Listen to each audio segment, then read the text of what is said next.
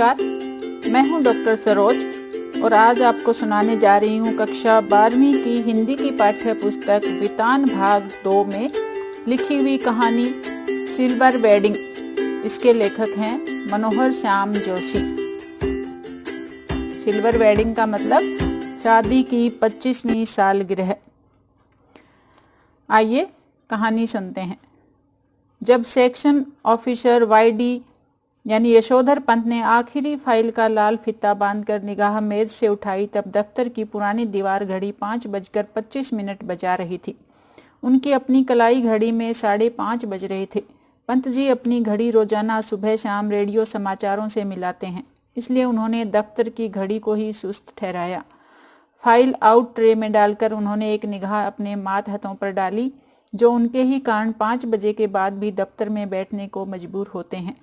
चलते चलते जूनियरों से कोई मनोरंजक बात कर दिन भर के शुष्क व्यवहार का निराकरण कर जाने की कृष्णानंद यानी किशनदा पांडे से मिली हुई परंपरा का पालन करते हुए उन्होंने कहा, आप लोगों की देखा देखी सेक्शन की घड़ी भी सुस्त हो गई है।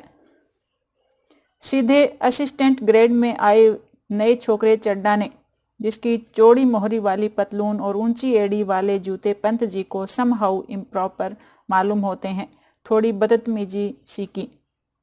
एज यूजुअल बोला, बड़े बाऊ आपकी अपनी चुन्नेदानी का क्या हाल है, वक्त सही देती है?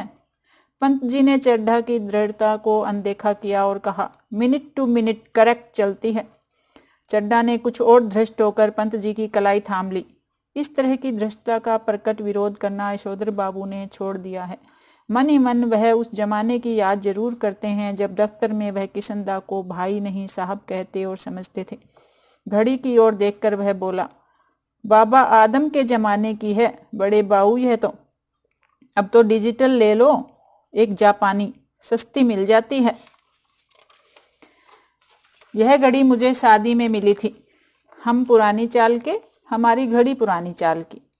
अरे यही बहुत है कि अब तक राइट टाइम चल रही है। क्यों, कैसी रही? इस तरह का नहले पर दहला जवाब देते हुए एक हाथ आगे बढ़ा देने की परंपरा थी रेमजे स्कूल अल्मोड़ा में, जहां से कभी यशोधर बाबू ने मैट्रिक की परीक्षा पास की थी। इस तरह के आगे बढ़े हुए हाथ पर सुनने वाला बतौर दाद अपना हाथ मारा करता था और वक्ता श्रोता दोनों ठट्ठा कर हाथ मिलाया करते थे। ऐसी ही परंपरा किशनदा के क्वार्टर में भी थी, जहां रोजी रोटी की तलाश में आए यशोधर पंत नामक एक मैट्रिक पास बालक को शरण मिली थी। कभी किशनदा कुंवारे थे और पहाड़ से आए हुए कितने ही लड़के ठीक ठिकाना होने से पहले उनके यहाँ रह जाते थे। मैस जैसी थी, मिलकर लाओ पकाओ खाओ। यशोधर बाबू जिस समय दिल्ली आए थे उनकी उम्र सरकारी नौकरी के लिए कम थी। कोशिश करने पर भी बॉय सर्विस में वह नहीं लगाए जा सके। तब किशनदा ने उन्हें मैस का रसोइया बनाकर रख लिया। यही नहीं, उन्होंने यशोधर को 50 रुपए उधार भी दिए कि वह अपने लिए कपड़े बनवा सके और गांव पैसा भेज सके। बाद में इन्हीं किशनदा ने अपने ही नीचे नौकरी दिलवाई और दफ्तरी जीवन में मार्गदर्शन किया। चड्डा ने जोर से कहा, बड़े बाऊ आप किन ख्यालों में खो गए? मेनन पूछ रहा है कि आपकी शादी हुई कब थी? यशोधर बाबू ने शक पकाकर अपना बढ़ा हुआ हाथ वापस खींचा और मेनन से मुखातिब होकर बोले, now let me see, I was married on 6 February 1947। Menon ने फौरन हिसाब लगाया और चहक कर बोला, many happy returns of the day sir. आज तो आपका सिल्वर वेडिंग है। शादी को पूरा 25 साल हो गया। यशोधर जी खुश होते हुए झेंपे और झेंपते हुए खुश हुए। यह अदा उन्होंने किशनदा से सीखी थी। चड्डा ने घंटी बजाकर चपरासी को बुलाया और कहा, सुन भाई भगवान दास, बड़े बाऊ से बड़ा नोट ले और सारे सेक्शन के लिए चाय पानी का इंतजाम कर फटाफट। यशोधर जी बोले, अरे ये वेडिंग एनिवर्सरी वगैरह सब गोरे साहबों के चोचले हैं, हमारे यहाँ थोड़ी मानते हैं। चड्डा बोला, मिक्सचर मत पिलाइए गुरुदेव, चाय मट्ठी लड्डू बस इतना ही तो सौदा है, इनमें कौन आपकी बड़ी माया निकली जानी है। यशोधर बाबू ने जेब से बटुआ और बटुए में से 10 का नोट निकाला और कहा, आप लोग चाय पीजिए, देट तो आई डू नॉट माइंड, लेकिन जो हमारे हाथ लोगों में कस्टम नहीं है उस पर इंसिस्ट करना दैट मैं सम हाउ इम्प्रॉपर फाइंड करता हूँ। चड्ढा ने 10 का नोट चपरासी को दिया और पुनः बड़े बाबू के आगे हाथ फैला दिया कि एक नोट से सेक्शन का क्या बनता है, रुपए 30 हो तो चुग्गे भर का जुगाड़ करा सके। सारा सेक्शन जानता है यशोधर बाबू अपने बटुए में 100-150 रुपए हमेशा रखते हैं, भले ही उनका दैनिक खर्च नगण्य है। और तो और बस टिकट का खर्च भी नहीं। गोल मार्केट से सेक्रेटेरिएट तक पहले साइकिल से आते जाते थे, इधर पैदल आने जाने लगे हैं, क्योंकि उनके बच्चे आधुनिक युवा हो चले हैं और उन्हें अपने पिता का साइकिल सवार होना सख्त नागवार गुजरता है। बच्चों के अनुसार साइकिल तो चपरासी चलाते हैं।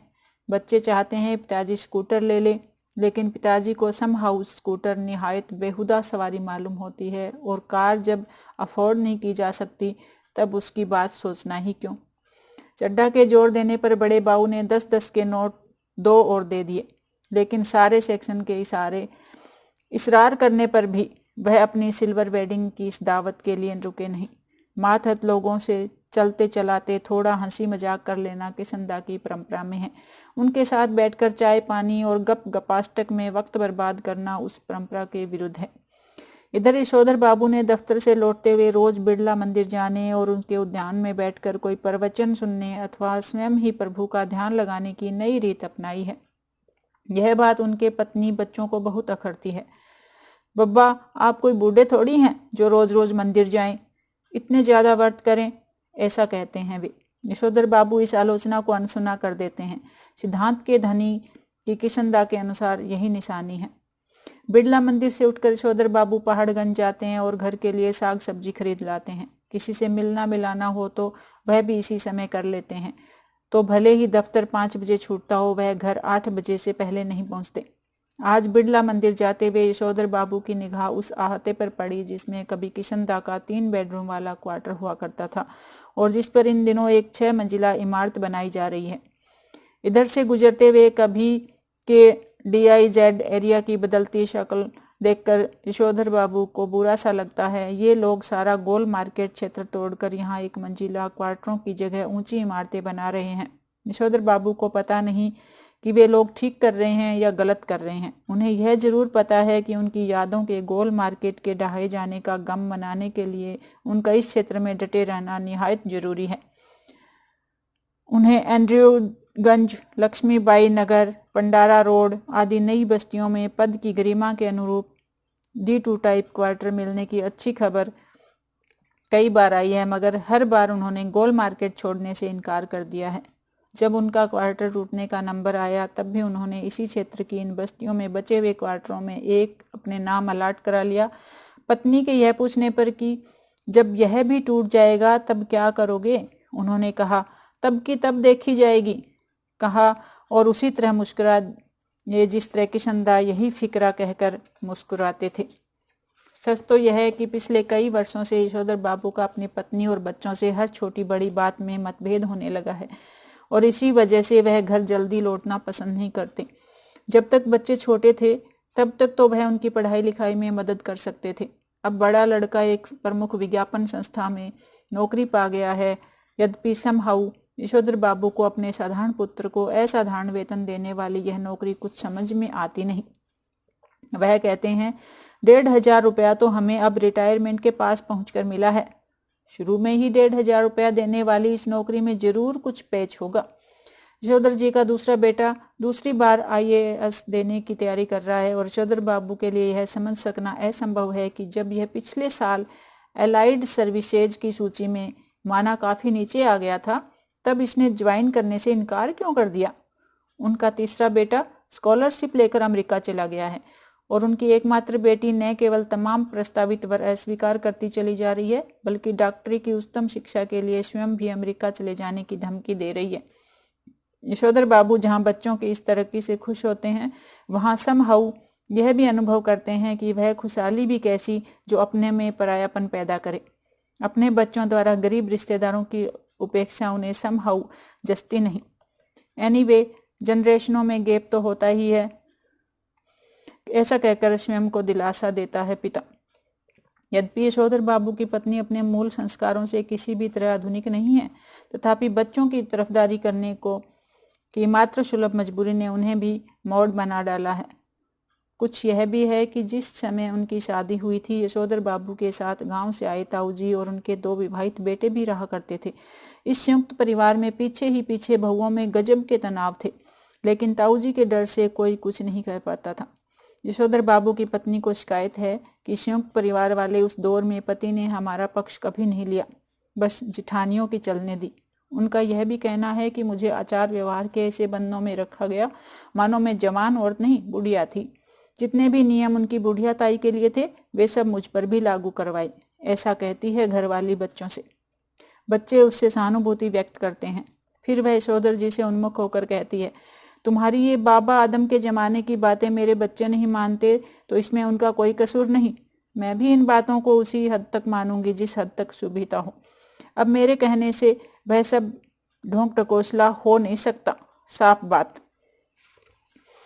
धर्म कर्म कुल परंपरा सबको ढोंग ढकोसला कहकर घरवाली आधुनिकाओं सा आचरण करती है, तो यशोधर बाबू शानल बुढ़िया चटाई का लहंगा या बूढ़ी मुंह मुहासे लोग करे तमाशे कहकर उसके विद्रोह को मजाक में उड़ा देना चाहते हैं, अनदेखा कर देना चाहते हैं, लेकिन यह स्वीकार करने को बाध्य भी हो जाते हैं कि तमाशा स्वयं उनका बन रहा है। जिस जगह किसंदा का क्वार्टर था उसके सामने खड़े होकर एक गहरा निश्वास छोड़ते हुए यशोधर जी ने अपने से पूछा कि क्या यह बेटर नहीं रहता कि किसंदा की तरह घर गृहस्थी का बवाल ही न पाला होता और लाइफ कम्युनिटी के लिए डेडिकेट कर दी होती। फिर उनका ध्यान इस ओर गया कि बाल जती किसंदा का बुढ़ापा सुखी नहीं रहा। उनके तमाम साथियों ने हौज खास, ग्रीन पार्क, कैलाश, कहीं न कहीं जमीन ली, मकान बनवाया, लेकिन उसने कभी इस ओर ध्यान ही नहीं दिया। रिटायर होने के 6 महीने बाद जब उसे क्वार्टर खाली करना पड़ा तब तो हद ही हो गई। उसके द्वारा उपकृत कर इतने सारे लोगों में से एक ने भी उसे अपने यहाँ रखने की पेशकश नहीं की। स्वयं यशोधर बाबू उनके सामने ऐसा कोई प्रस्ताव नहीं रख पाए, क्योंकि उस समय तक उनकी शादी हो चुकी थी और उनके 2 कमरों के क्वार्टर में 3 परिवार रहा करते थे। किसंदा कुछ साल राजेंद्र नगर में किराए का क्वार्टर लेकर रहा और फिर अपने गांव लौट गया, जहां साल भर बाद उसकी मृत्यु हो गई। ज्यादा पेंशन खा नहीं सका बेचारा। विचित्र बात है यह कि उसे कोई बीमारी नहीं हुई, बस रिटायर होने के बाद मुरझाता सूखता ही चला गया। जब उसके एक बिरादर से मृत्यु का कारण पूछा तब उसने यशोधर बाबू को यही जवाब दिया, जो हुआ होगा, यानी पता नहीं क्या हुआ। जिन लोगों के बाल बच्चे नहीं होते, घर परिवार नहीं होता, उनकी रिटायर होने के बाद जो हुआ होगा से भी मौत हो जाती है। यह जानते हैं यशोधर जी। बच्चों का होना भी जरूरी है। यह सही है कि यशोधर जी के बच्चे मनमानी कर रहे हैं और ऐसा संकेत दे रहे हैं कि उनके कारण यशोधर जी को बुढ़ापे में कोई विशेष सुख प्राप्त नहीं होगा, लेकिन यशोधर जी अपने मर्यादा पुरुष किसंदा से सुनी हुई यह बात नहीं भूले हैं कि गधा पचीसी में कोई क्या करता है। इसकी चिंता नहीं करनी चाहिए, क्योंकि बाद में हर आदमी समझदार हो जाता है। यद्यपि युवा यशोधर को विश्वास नहीं होता, तथापि किसंदा बताते हैं कि किस तरह मैंने जवानी में 50 किस्म की खुराफात की है। ककड़ी चुराना, गर्दन मोड़ के मुर्गी मार देना, पीछे की खिड़की से कूदकर सेकंड शो सिनेमा देखाना। कौन कर्म ऐसा है जो तुम्हारे इस किसंदा ने नहीं कर रखा? जिम्मेदारी सर पर पड़ेगी तब सब अपने ही आप ठीक हो जाएंगे। यह भी किसंदा से विरासत में मिला हुआ एक फिक्रा है, जिसे यशोधर बाबू अक्सर अपने बच्चों के प्रसंग में दोहराते हैं।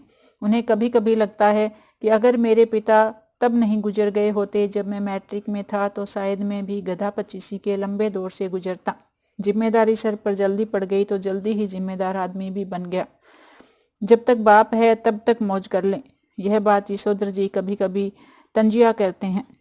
तंजिया मतलब व्यंग्यात्मक, लेकिन कहते हुए उनके चेहरे पर जो मुस्कान खेल जाती है वह बच्चों पर यह प्रकट करती है कि बाप को उनका सन्नाथ होना, गैर जिम्मेदार होना कुल मिलाकर अच्छा लगता है। यशोधर बाबू कभी कभी मन ही मन स्वीकार करते हैं कि दुनियादारी में बीवी बच्चे उनके अधिक सुलझे हुए हो सकते हैं, लेकिन 2 के 4 करने वाली दुनिया ही उन्हें कहाँ मंजूर है जो उनकी रीत मंजूर करे। दुनियादारी के हिसाब से बच्चों का यह कहना सही हो सकता है कि बब्बा ने डीडीए फ्लैट के लिए पैसा न भर के भयंकर भूल की है, किंतु समहाउ यशोधर बाबू को किसंदा की यह उक्ति अब भी जचती है। मूर्ख लोग मकान बनाते हैं, सयाने उनमें रहते हैं। जब तक सरकारी नौकरी तब तक सरकारी क्वार्टर, रिटायर होने पर गांव का पुश्तैनी घर। बस गांव का पुश्तैनी घर टूट फूट चुका है और उस पर इतने लोगों का हक है कि वहां जाकर बसना, मरम्मत की जिम्मेदारी ओढ़ना और बेकार के झगड़े मोल लेना होगा। इस बात को यशोधर जी अच्छी तरह समझते हैं। बच्चे बहस में जब यह तर्क दोहराते हैं तब उनसे कोई जवाब देते नहीं बनता। उन्होंने हमेशा यही कल्पना की थी और आज भी करते हैं कि उनका कोई लड़का रिटायर होने से पहले सरकारी नौकरी में आ जाएगा और क्वार्टर उनके परिवार के पास बना रह सकेगा। अब भी पत्नी द्वारा भविष्य का प्रश्न उठाए जाने पर यशोधर बाबू इस संभावना को रेखांकित कर देते हैं। जब पत्नी कहती हैं, अगर ऐसा नहीं हुआ तो आदमी को तो हर तरह से सोचना चाहिए, तब यशोधर बाबू टिप्पणी करते हैं कि सब तरह से सोचने वाले हमारी बिरादरी में नहीं होते हैं, उनमें तो एक ही तरह से सोचने वाले होते हैं, कहते हैं और कहकर लगभग नकली सी हंसी हंसते हैं। जितना ही इस लोक की जिंदगी यशोधर बाबू को यह नकली हंसी हंसने के लिए बाध्य कर रही है, उतना ही वह परलोक के बारे में उत्साही होने का यत्न कर रहे हैं।